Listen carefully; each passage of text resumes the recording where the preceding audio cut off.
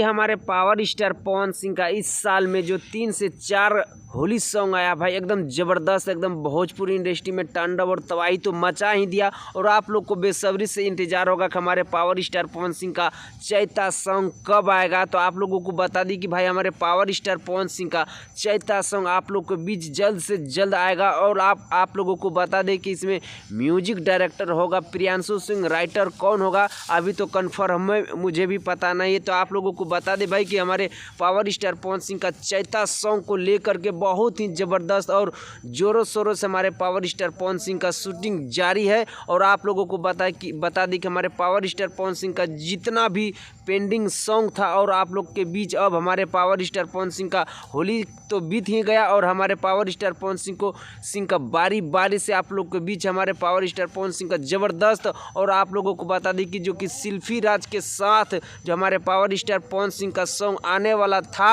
और आएगा कि नहीं आएगा तो भाई अभी कन्फर्म हमें भी पता नहीं है। तो आप लोगों को बता दी कि हमारे पावर स्टार पवन सिंह का ज़बरदस्त सब हमारे पावर स्टार पवन सिंह का बॉलीवुड हो या सैड सॉन्ग यानी कि हर तरह का आप लोग के बीच हमारे पावर स्टार पवन सिंह का सॉन्ग आप लोगों को देखने के लिए मिलेगा।